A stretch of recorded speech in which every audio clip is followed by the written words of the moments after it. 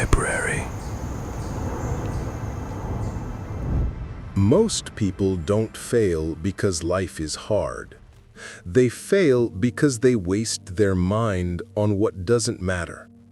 They chase approval, comfort, and distraction, then wonder why opportunity never stays.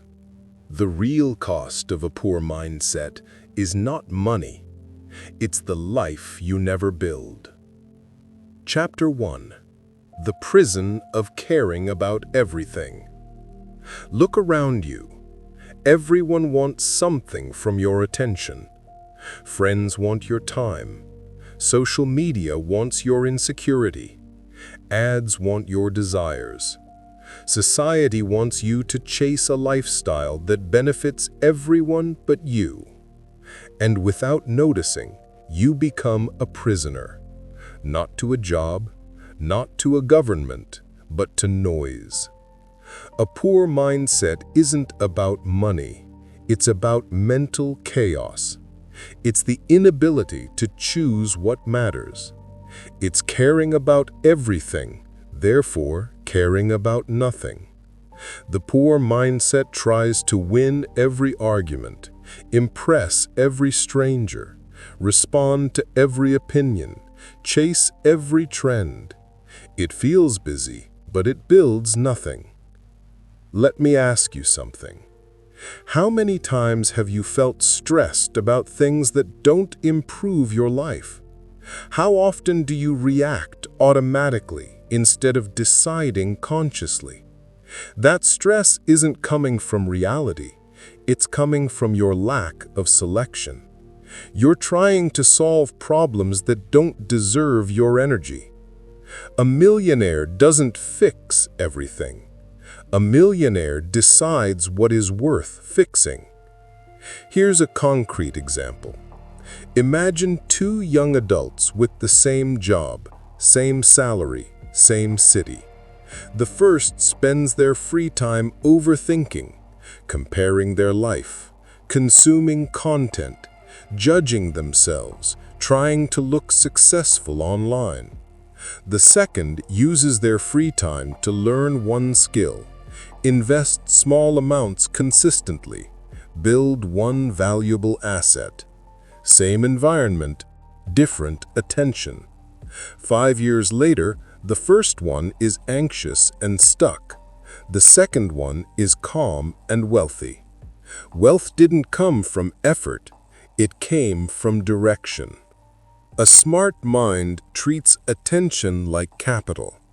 You don't spend it on every idea. You don't waste it on every feeling.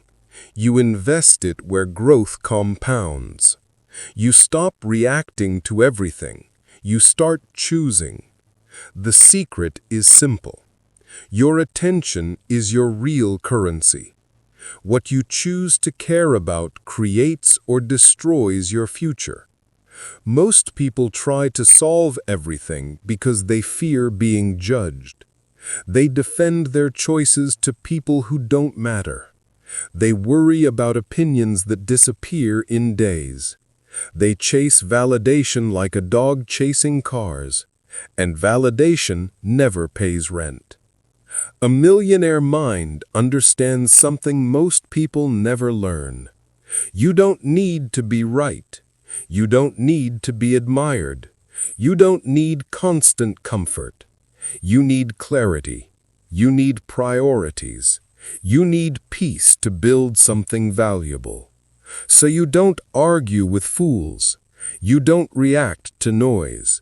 You don't chase every opportunity. You pick the battles that build your future. Let's go deeper. You don't need more motivation. You need less distraction. You don't need to know more. You need to stop feeding your brain junk. You don't need more time. You need fewer commitments draining your time. A poor mindset tries to add more to life. A rich mindset removes what doesn't matter. Subtraction creates space for power. Think about money. People believe they need to earn more. But many only need to spend less on useless things. Think about relationships. People think they need everyone to love them, but most only need 2 or 3 people who truly respect them. Think about success. People think they need extreme discipline, but most only need fewer habits that drain discipline. Wealth is not built through pressure. It is built through clarity, which means your first transformation isn't financial, it's mental. You must declutter your mind. You must choose fewer goals. You must stop caring about everything. You must protect your attention like treasure. Here's your challenge. Identify one thing that drains your mental energy. A toxic conversation, a comparison habit, a need for approval, a pointless argument, a fear that isn't real. Don't fix it. Just stop feeding it. Let it starve. Let noise die from lack of your attention. When you master your attention, you master your life. Industries will still try to distract you. People will still demand your time. The world will still scream for your reaction. But you'll smile quietly, because your mind will no longer be for sale. Your wealth begins the moment you decide what deserves your caring and what no longer does. Peace is profit. Focus is fortune. Choose wisely. Chapter 2. The Discipline of Selective Action. People often confuse ambition with movement. They believe that doing more means becoming more. They say yes to every idea, every plan, every invitation, every opportunity because they fear missing out. They live busy, but they don't live built. Their life becomes a long list of activities with no direction. They run fast, but they run in circles. Let me ask you something. How many times have you set goals you never pursued? How many skills did you start but never mastered? How many projects excited you at first and then died quietly? It's not because you lack discipline. It's because your ambition is scattered. You're trying to grow everywhere, so you grow nowhere. Success is not created by doing more. Success is created by doing fewer things with deeper intention. Selective action is a millionaire habit. You don't invest your effort everywhere. You invest it where results compound. You choose a direction and eliminate distractions that don't serve that direction. Just like investors don't buy every stock, you don't commit to every idea. You pick assets. You nurture them. You let time multiply them. Think about fitness. A beginner tries 5 different workout programs in 1 year, jumps from routine to routine, chases the newest method. They never build consistency long enough for results. Meanwhile, someone who picks one simple plan, repeats basic exercises, and stays consistent becomes stronger, healthier, and confident. Mastery wins, not variety. Let's apply this to career growth. A young designer learns 10 software tools at once. They want to be a designer, a video editor, a photographer, a content creator, a marketer. They have enthusiasm, but no direction. Another designer picks one core skill, improves it relentlessly, and becomes known for it. Clients don't hire someone who knows a little bit of everything. Clients hire someone who is excellent at one thing. Excellence is a magnet. General effort is invisible. Selective action doesn't only build skills, it also protects time. You cannot build anything meaningful if your calendar serves everyone but your goals. Many people waste their prime years being available to life instead of building their own. They help everyone, answer every message, go to every event, solve every small crisis. They feel generous, but they are bankrupting their future. A millionaire mind helps strategically, not compulsively. Let me share a small story. A young man dreamed of becoming financially independent. He was intelligent, hardworking, motivated. But he said yes too often. Friends asked for favors. Family asked for help with errands. Coworkers asked him to do extra tasks. He said yes every time, thinking it made him a good person. But he had no time to improve himself. One day, he decided to schedule 2 hours every evening for skill building. He protected that time ruthlessly. Some people were offended. Some stopped asking him for help. But those 2 hours changed his life. 5 years later, he owned the business and provided for his family on his terms. Selective action made him useful in a bigger way. When you protect your actions, you protect your future. Now look at relationships. People chase connection everywhere. They try to maintain friendships with everyone. They force conversations, please others, attend every social gathering. But relationships that matter are few. Love that matters is rare. Respect that matters is earned. Emotional investment is not free. It costs energy. It costs mental space. A smart mind invests emotionally where growth exists, where there is mutual effort, support, challenge, honesty. You don't need many people. You need meaningful people. Selective action also applies to learning. The poor mind consumes information. The rich mind applies information. One person watches videos, reads quotes, follows advice pages, feels inspired all the time, but takes no action. Another reads one book, applies one idea consistently, and changes their life. Learning is not about quantity, it's about execution. Just like money, knowledge only grows when invested, not collected. Ask yourself this question. What is one idea I need to stop thinking about and start doing? You don't need 1,000 strategies. You need one strategy applied 1,000 times. Selective action also gives you emotional strength. When you choose your battles, vagueness leaves your life. You no longer feel pressured to fix every problem immediately. You don't jump every time someone calls your name. You don't react to every emotion.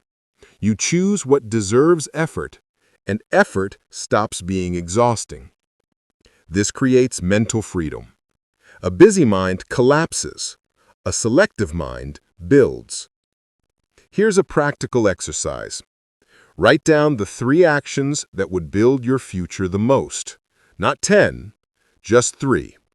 Then ask yourself, which activities, habits, or people steal time from those 3? Remove one of them this week. Replace that space with 10 minutes of focused work. You don't need a revolution to change your life. You need a small space protected consistently. Selective action is not glamorous. It's quiet. It's repetitive. It's unexciting at first, but results are loud. Results are impressive. Results reward the few who commit themselves to the boring path of doing less better. Remember this. Discipline doesn't start with doing more. Discipline starts with choosing less. Your success won't come from harder effort. It will come from accurate effort. Most people drown in options. The few who win are those who stop trying to live 1,000 lives and master the one they choose. Choose your life with precision, then let every action serve that choice. That is how a small, ordinary day compounds into an extraordinary life. Chapter 3. The Psychology of Stopping Things That Don't Work. Most people think success comes from doing more, but a large part of winning comes from stopping the things that slowly drain you. Not because you're weak, but because what you keep doing shapes who you become. The problem is not that people lack good habits. The problem is they hold on to bad ones for too long. They keep working on the wrong goals, holding the wrong relationships, chasing the wrong standards, and feeding the wrong emotions. They don't fail for lack of effort. They fail because of attachment. Let me ask you something. How many things in your life are you keeping alive just because you've been doing them for years? A degree you don't want anymore, a relationship that no longer supports your growth, a dream that belongs to a younger version of you, a habit that brings comfort but no progress. You don't question it, you just continue because quitting feels like losing. But sometimes, quitting is winning. Stopping is a skill. Most people never master it. Let's start with goals. Society romanticizes persistence. Never give up, they say. But you should give up on things that weaken you. You should give up on goals that don't align with who you are becoming. You should give up on work that pays your bills but destroys your mind. You should give up on dreams that no longer match your values. Persistence is only noble when it's pointed in the right direction. Otherwise, it becomes stubbornness disguised as ambition. Imagine this. Two people want to start a business. The first person keeps pursuing a product that nobody wants. They invest money, time, identity. They keep going because they don't want to feel like a quitter.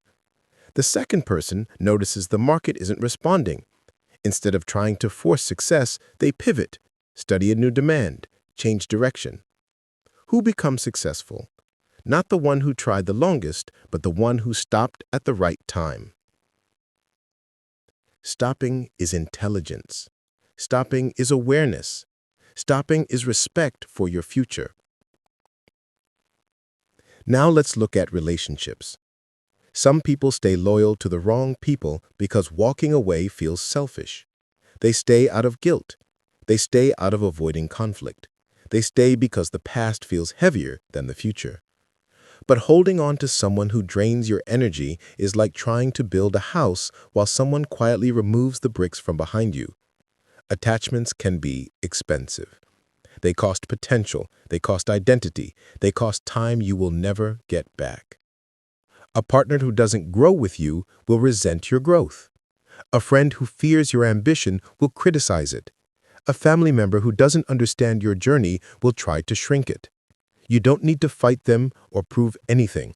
You just need to walk your path clearly enough that those who cannot follow simply don't. Stopping the wrong relationships is not abandoning people. It's choosing the environment that allows both hearts to evolve. Some people are good, but not good for your direction. Let's go deeper. You must also stop outdated versions of yourself. The version that needs validation, the version that fears rejection, the version that avoids responsibility, the version that seeks comfort over excellence. That identity must die so a better one can live. Success is not about adding layers. It's about shedding what no longer fits the person you are becoming. Growth is subtraction before it is addition. Ask yourself this. If you met the person you want to become, would they do what you're doing today? Or would they stop?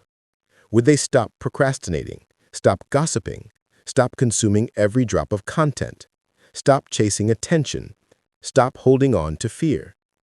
If your future self wouldn't do it, then why should you? Stopping is transformation. Now look at money. People lose wealth not because of small income, but because of stubborn spending habits. They don't want to stop buying status symbols. They don't want to stop going out with people who pressure them to waste money. They don't want to stop impulsive purchases that make them feel successful for 5 minutes. Millionaire minds don't earn more so they can spend more. They spend less so they can own their decisions. They let go of vanity. They stop pretending. They invest first, upgrade later. They stop caring about what people think wealth should look like. Stopping waste builds wealth faster than increasing income. If you stop losing, you start winning. Let's talk about time. Time is the most expensive currency you will ever own. People fail because they don't stop leaking time. They check their phone every minute. They scroll endlessly. They say yes to unproductive meetings. They accept interruptions as normal. They respond instantly to every message. They treat their time like a public bathroom. Anyone can enter whenever they want to. Start closing the door, not to isolate yourself, but to honor your future. Stopping interruptions is not antisocial. It is pro-growth. Now here's something few people understand. Stopping something does not mean you failed at it. It means you learned from it. Stopping is feedback. Stopping is clarity. Stopping is redirection. Success is not a straight line. It is a path you redraw every time you stop what pulls you away from the life you actually want. You do not need to fight every battle. You do not need to finish everything you start. You do not need to keep people comfortable. You do not need to hold on to a version of yourself that no longer serves your future. You simply need to stop being loyal to what drains you. Let this be your challenge. Identify one thing that is stealing your time, energy, or peace, not 10, just one. Stop feeding it. Stop engaging with it. Stop justifying it. Stop explaining it. Let it collapse. The space it frees will do more for you than any new habit. Stopping is not loss. It's liberation. It's the doorway to a life where your effort finally meets the right direction. When you stop what doesn't work, you create space for what can. That is how rich minds grow and how poor minds stay busy. Be brave enough to stop. The future you want is waiting on the other side of what you no longer need. Chapter 4. The Hidden Cost of Emotional Debt. Some people think money keeps them stuck, but the real debt most people live with is emotional. They carry guilt, resentment, fear, jealousy, insecurity, and the constant need to be validated. These emotions drain more energy than any financial bill, and they destroy more futures than lack of money ever will.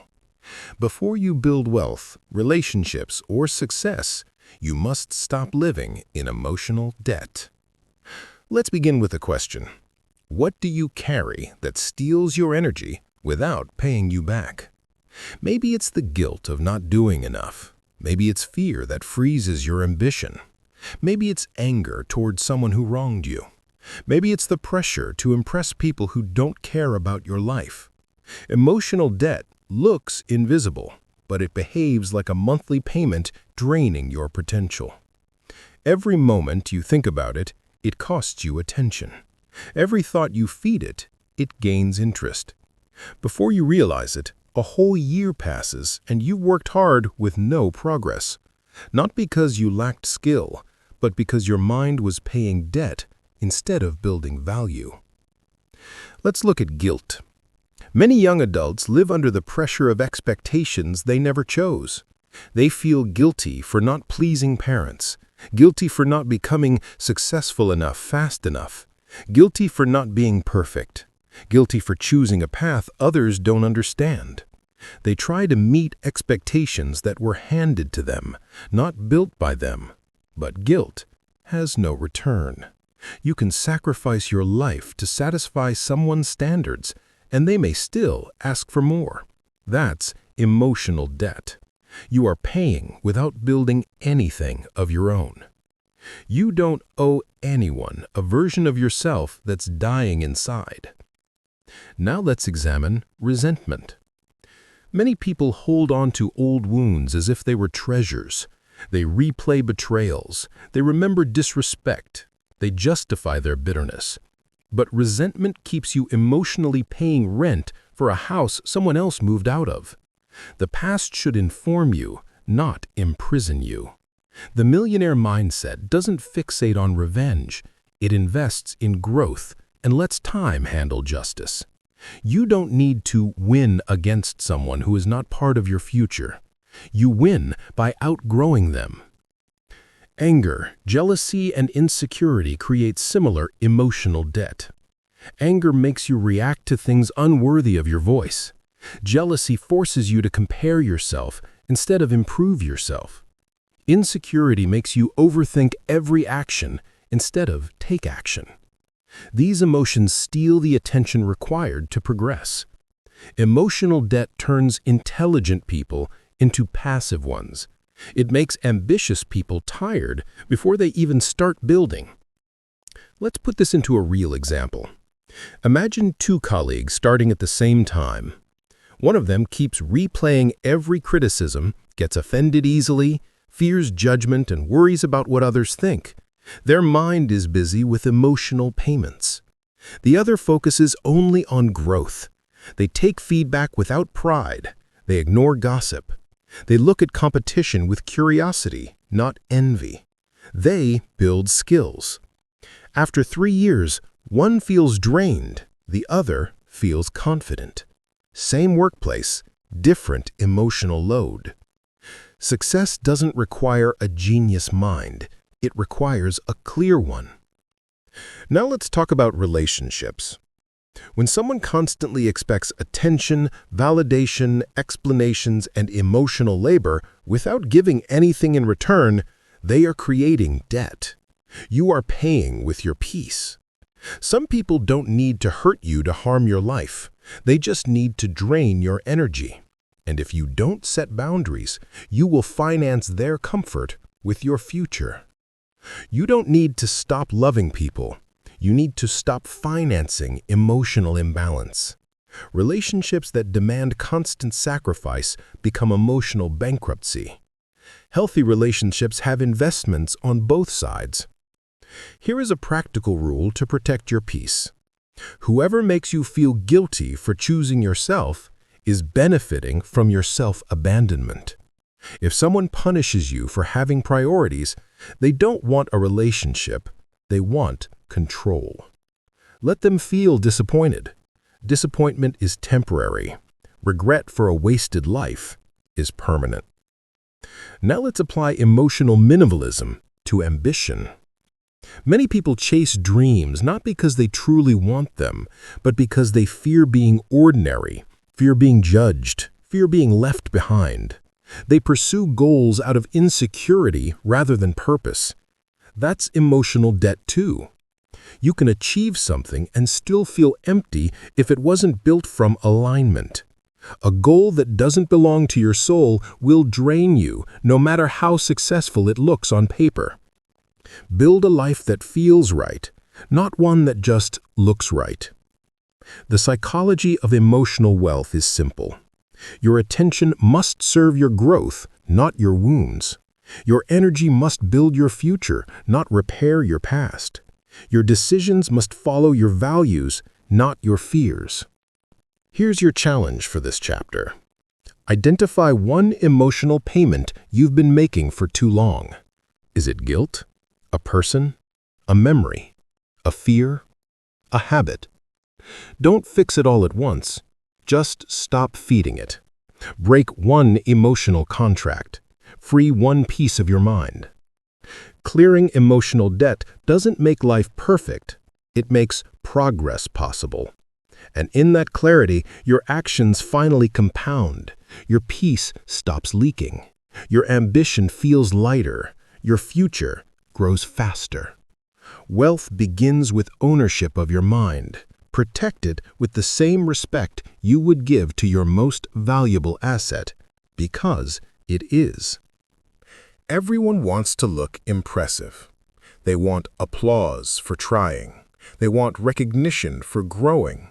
They want the world to notice their potential immediately. And that desire to be seen as extraordinary is exactly what keeps most people ordinary. Success doesn't grow under spotlight pressure.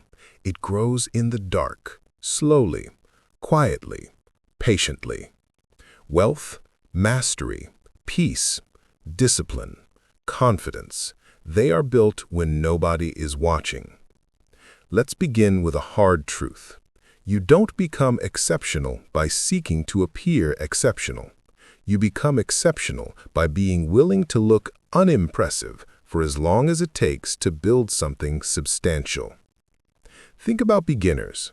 Most people quit early because they hate looking inexperienced. They fear being judged for not knowing enough. They fear being average at the start.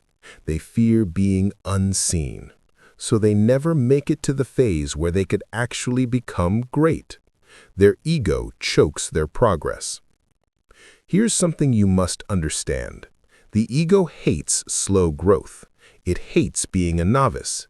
It hates being unrecognized. But excellence requires all three.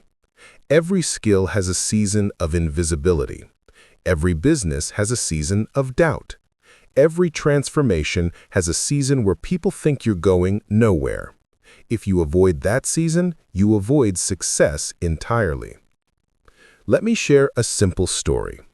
A young woman wanted to become a digital illustrator. She bought expensive tools, designed an impressive portfolio presentation, and waited for the perfect moment to launch.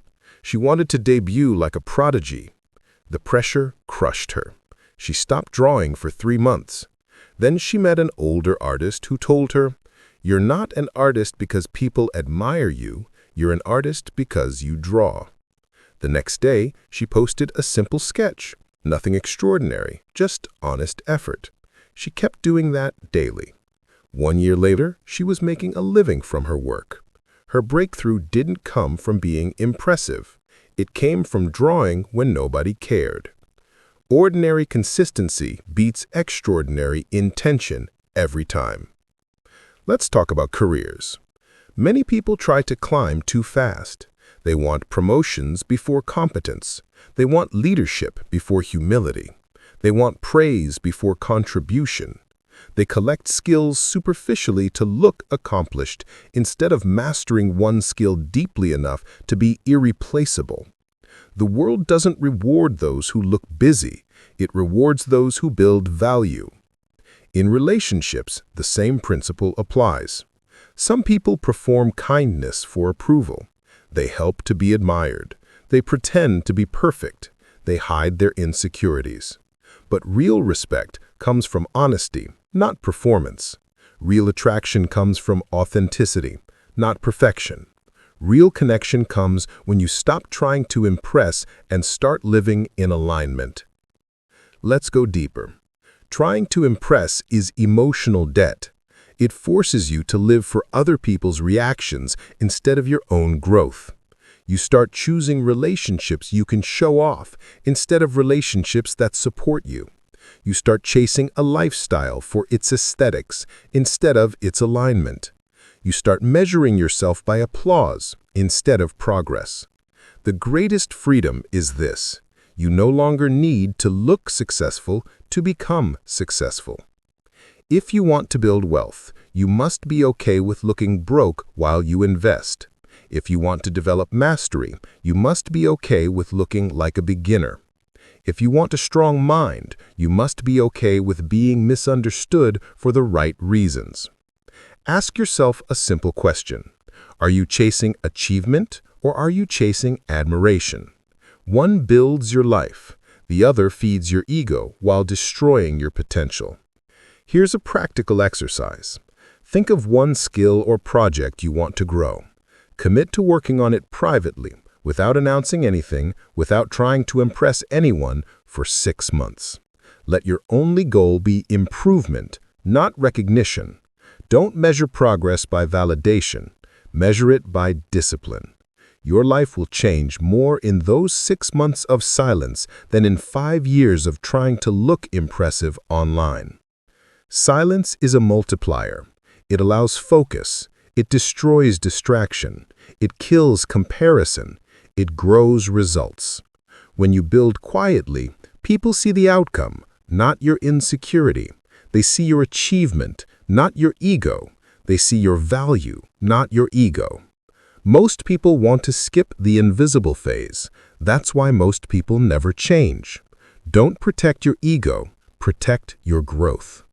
Be willing to look unimpressive today so that you can become undeniable tomorrow. Let progress be more important than applause. Let alignment be more important than validation.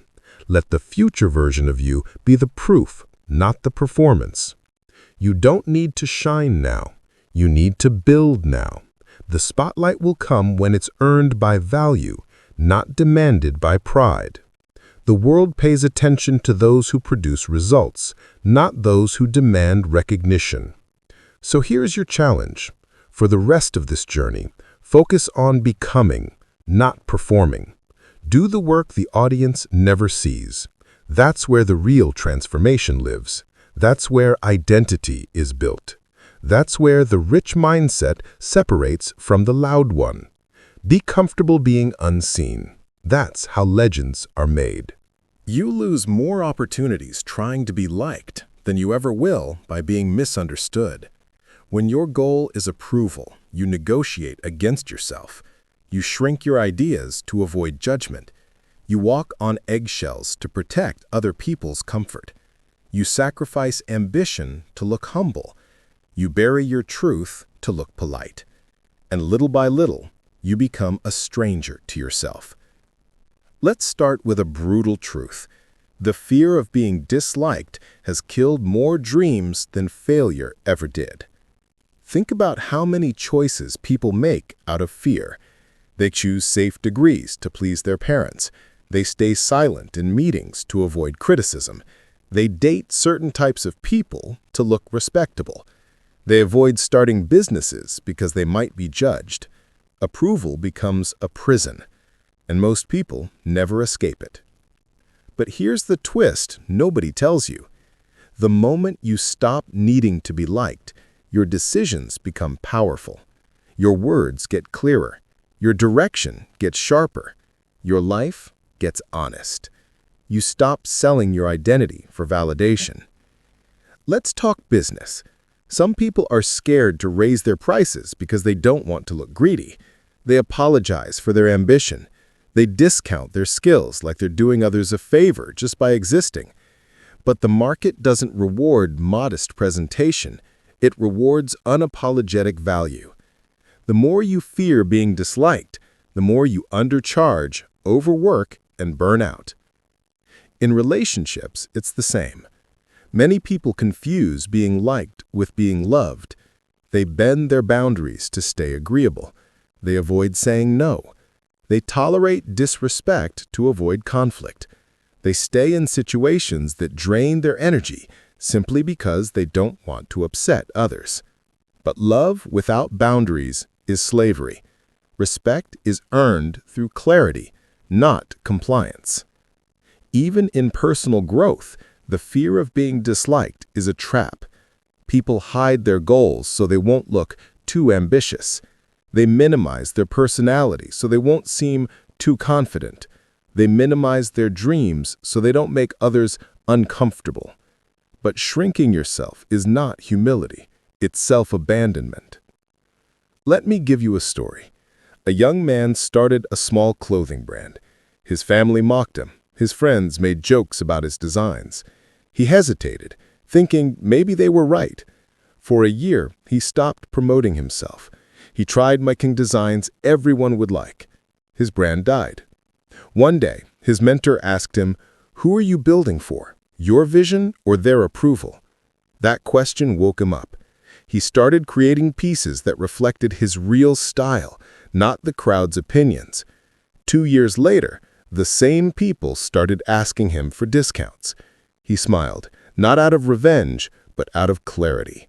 When he stopped caring about being liked, he finally did something worth buying. Want another insight?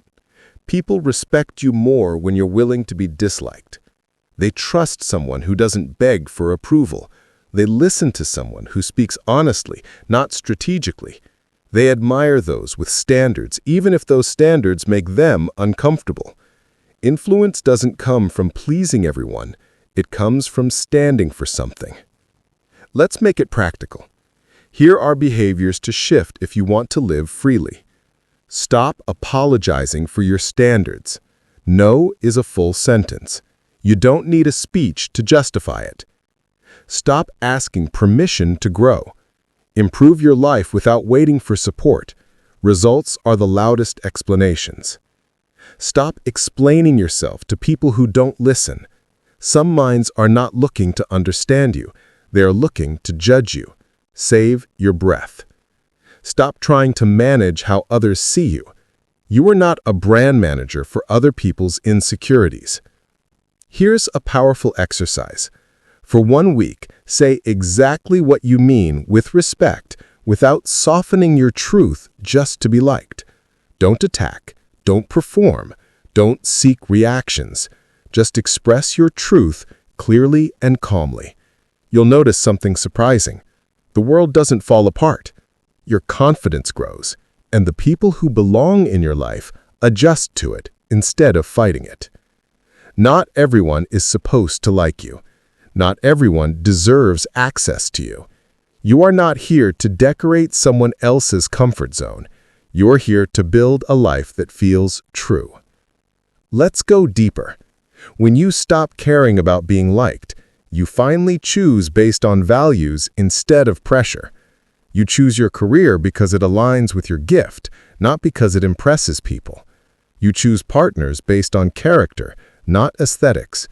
You choose friends who challenge you, not ones who tolerate your weaknesses. You choose the lifestyle that matches your priorities, not the trends of the moment. You become original. And originality is always polarizing. That's the price of authenticity, but it's also the reward. Because when you stop chasing universal approval, you make room for genuine connection. You stop attracting fake admiration and start building real respect. Here's the final truth. You don't need to be liked by many. You only need to be fully yourself for the right few. The world doesn't reward those who please everyone. It rewards those who stay honest, focused, and brave enough to live in alignment. So stop asking, do they like me? Start asking, am I being true to myself? That question alone will change your relationships, your career, your confidence, and your peace. Chapter 7. Choosing what deserves your effort. Most people are exhausted, not because life is hard, but because they waste energy on things that don't matter. They drain themselves trying to control the uncontrollable. They fight battles that bring no reward. They chase goals they don't even want. They invest emotion into opinions they'll forget in a week. They defend their image more than their future. And then they complain about being tired. Let's begin with a simple truth. Your life changes the moment you become selective with your effort. Not everything deserves your attention. Not everyone deserves your explanation. Not every problem is your problem. The mind becomes wealthy when it learns to spend energy with intention. Think of your energy like currency. Every argument, every distraction, every forced relationship, every insecure decision, that's money spent. And most people go bankrupt emotionally before they ever invest into something meaningful. They go broke trying to win debates that don't matter. They go broke trying to impress people they don't respect. They go broke fighting for outcomes they never needed. It's financial stupidity, but applied to psychology. Let's ground this with something real. Imagine someone insults you or judges your dream. You could fight back, explain yourself, justify your choices, prove your worth. That's emotional spending. Now ask yourself, what is the return on that investment? Does it advance your goal? Does it create income? Does it build confidence? Or does it only make you feel momentarily right? Most emotional arguments have zero ROI. Smart people don't waste energy on transactions without profit. It applies in business too. A young entrepreneur once spent months arguing with trolls online, defending his prices, debating haters, trying to convince everyone he was legitimate. Meanwhile, another entrepreneur ignored the noise, focused on clients, improved his product. Guess which one built wealth? The second one didn't have time to fight. He was too busy building something worth talking about. Here's a secret. People who argue for validation lose more than people who stay quiet. In relationships, it's even more powerful. Most emotional fatigue in relationships comes from trying to change someone who doesn't want to change. You try to fix their mindset, convince them to care more, explain your needs repeatedly, beg for maturity they don't have. You overinvest in someone who never asked for transformation. That's emotional debt, and it will bankrupt your peace. Love doesn't require force. Respect doesn't require begging. Attention doesn't require demand. If you need to fight to be heard, you're speaking to the wrong person. Let's talk personal ambition. Many people waste energy chasing every opportunity, every idea, every path. They want 10 goals at once, 10 projects, 10 identities. They want to be an investor, a creator, a trader, a coach, a speaker, a CEO, all at the same time. Their effort becomes diluted. They sprint in 10 directions and never move forward. Mastery requires exclusion. Success requires sacrifice. A wealthy mind knows what to ignore. Focus is not the art of doing more. It's the discipline of doing less with intensity. Ask yourself a question right now. What are you currently fighting for that brings no value to your future? It could be approval. It could be attention. It could be revenge. It could be validation. Let it go. Your peace is more expensive than your pride. What you choose not to care about is a form of self-respect. Here's a practical framework. Before you react, ask 3 questions. Is this my responsibility? Does this affect my future? Will I care about this in 5 years? If the answer is no, walk away. Let silence be your strategy. Let restraint be your power. Not responding is not weakness. It is decision protection. It keeps your attention available for what pays dividends. It keeps your identity aligned with your values. It keeps your mind free to build instead of fight. Let me share another story. A man spent years defending his dream to become a writer. He argued with friends, debated strangers, explained his career choice like a lawyer trying to win a case. One day, a mentor told him, "Stop trying to make them believe in you. Believe in yourself and let results educate them." He stopped explaining. He wrote every day quietly. A few years later, his book became successful. The same people who mocked him said, "We always knew you could do it." That's the irony of effort. When you stop wasting it on convincing, you finally produce results worth noticing. The wise don't chase respect. They build value. Influence doesn't come from defending your worth. It comes from living in alignment without apology. Let's end with a challenge. For the next 30 days, choose one goal that matters deeply to your future. Dedicate your best energy to it. Any distraction, argument, insecurity, or opinion that doesn't contribute to that goal, let it die without response. You'll be shocked by how fast your life changes when you protect your effort like treasure. Remember this: you're not tired. You're misusing your energy. Redirect it, and the same life will feel different. The same dreams will feel reachable. The same world will respond differently. Wealth begins when you stop spending effort on things that don't matter. Chapter 8. The Freedom of Living by Your Own Metrics. Most people don't fail because they lack talent. They fail because they measure their life with someone else's ruler. They compare timelines, lifestyles, relationships, income, popularity, and happiness, like life is a competition judged by a crowd no one respects. They evaluate themselves through borrowed goals, borrowed opinions, borrowed dreams, and then they wonder why everything feels heavy, confusing, and unfulfilling. Let's start with the truth that liberates you the moment you accept it. Your life only makes sense when you stop scoring it with society's scoreboard. Think about how early it starts. As children, we're told what success is supposed to look like.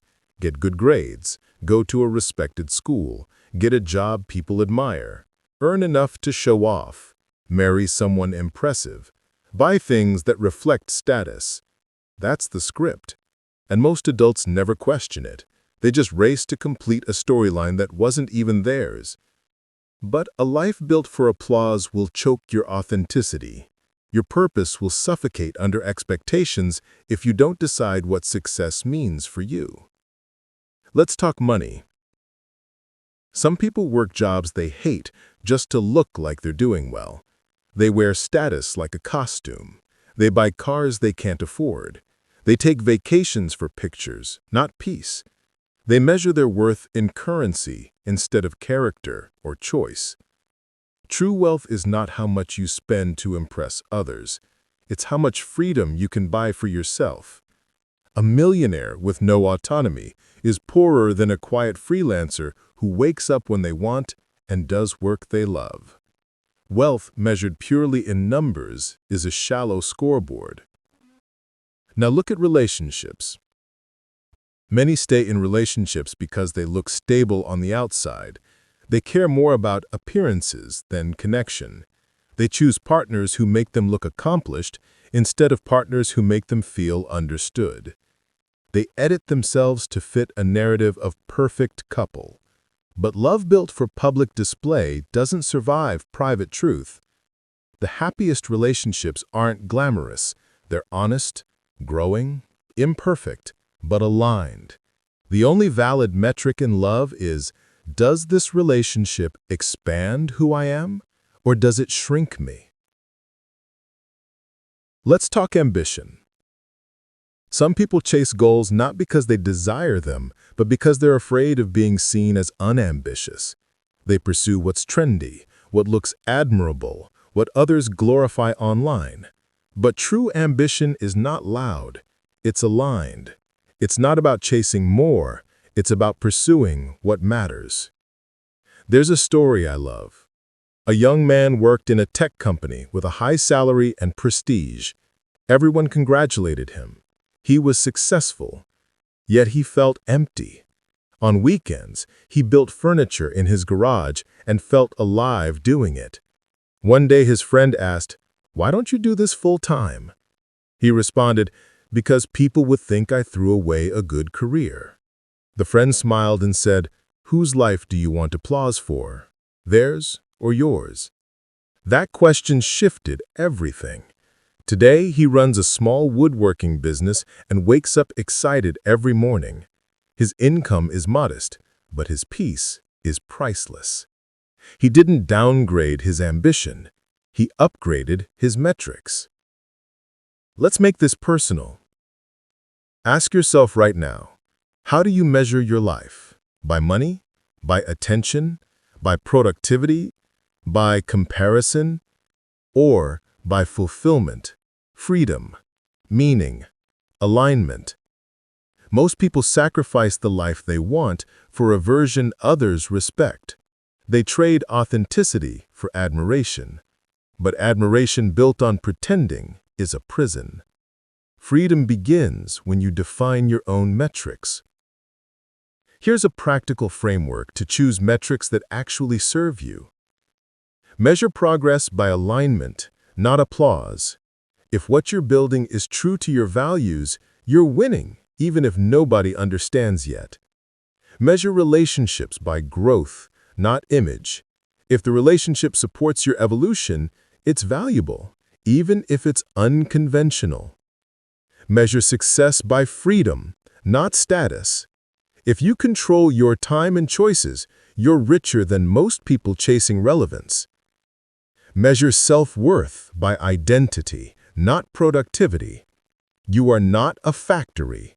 Resting doesn't make you less valuable. Authenticity does more for your life than nonstop performance. When your metrics change, your priorities change. You stop forcing friendships that drain you. You stop chasing opportunities that aren't yours. You stop explaining your decisions to people who don't live your consequences. You stop competing because you finally realize there's nothing to compete for when the race is uniquely yours. One last truth. Life does not reward those who look successful. It rewards those who build a life that feels like their own. When your values guide you instead of comparison, you become immune to peer pressure. You become grounded. You become free. And freedom is the highest form of success. So ask yourself, quietly and honestly, if no one could see my life, what would I still choose? Keep that answer close. It's the blueprint for the life you are meant to live. Chapter 9. The Courage to Let Life Be Uncomfortable. Comfort is the most expensive illusion in the modern world. It costs people their growth, their creativity, their ambition, their intelligence, their potential. Everywhere you look, people are trying to feel good, not get better. They avoid challenges, they avoid uncertainty, they avoid being wrong, they avoid being new, they avoid being exposed. And in that avoidance, they lose everything that makes life meaningful. Let's begin with a hard truth. If you need comfort to feel safe, life will use discomfort to humble you. Growth demands tension. Success demands risk. Learning demands confusion. Discipline demands inconvenience. Yet most people want to collect rewards without experiencing the pressure that creates them. They want to master a skill without being clumsy. They want deep relationships without vulnerability. They want wealth without risk. They want confidence without fear. And they want peace without boundaries. But the most powerful version of you will always be born in discomfort. Think of the gym. If you only lift weights that feel easy, you go nowhere. If you avoid sore muscles, you avoid strength. The discomfort is not punishment, it's the price. The same law applies to entrepreneurship, relationships, creativity, leadership, emotional maturity, and financial independence. Anything valuable requires temporary pain. Let's talk business. A young inventor once created a product he believed in but feared rejection. He perfected the prototype for 5 years and never showed it to anyone. He pursued comfort disguised as preparation. When he finally launched, another company got to the market first and won. His fear didn't protect him, it paralyzed him. The lesson is simple. You don't win by being ready. You win by being willing. In relationships, discomfort protects you more than comfort ever will. Setting boundaries is uncomfortable. Saying no is uncomfortable. Staying honest when silence would be easier is uncomfortable. But what's more painful? That one uncomfortable conversation or months, maybe years of resentment, disrespect, and self-betrayal. The right discomfort saves you from the wrong lifestyle.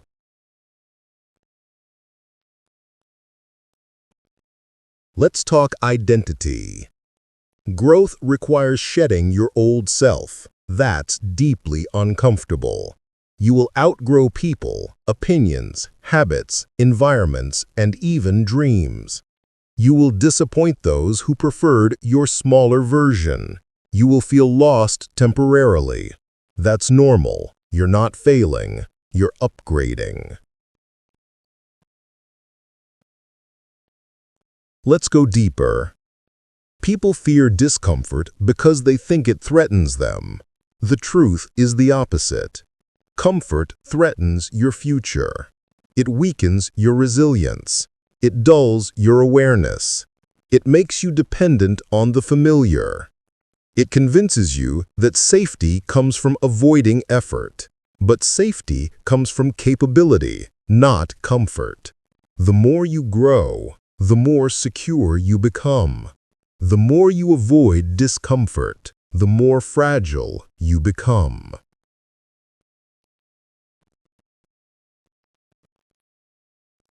So how do you use discomfort wisely? Start small. Sit in silence without reaching for distraction. Say no without justifying yourself. Try something publicly while still being a beginner.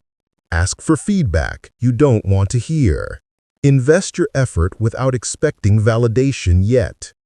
Make decisions that align with who you want to be, not who keeps you comfortable.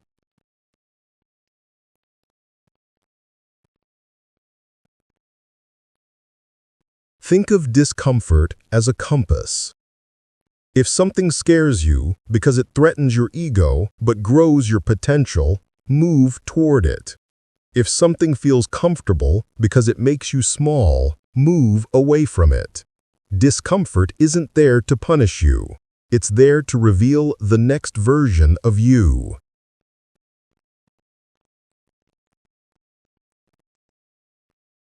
Your future life won't be built by making comfortable decisions. It will be built by choosing what expands you, even if it makes your heart race. Fear is not a sign to stop. Sometimes it's a sign that you are entering territory where your old self can't survive, but your new self can.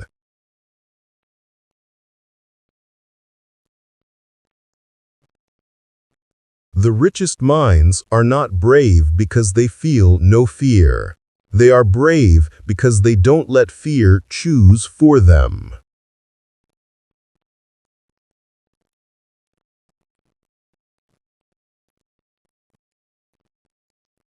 Conclusion.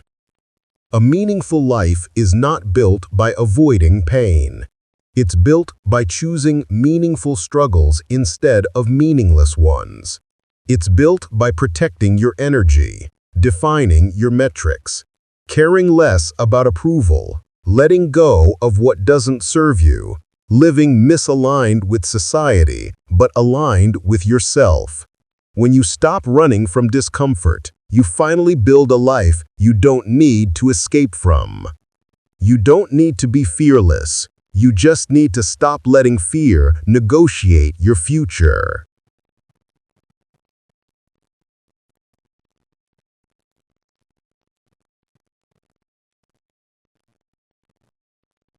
Speak your truth. Protect your energy. Build quietly. Fail forward. Define your own metrics. Let go of applause. Accept discomfort. Live aligned, not admired. You only get one life. Make sure it belongs to you.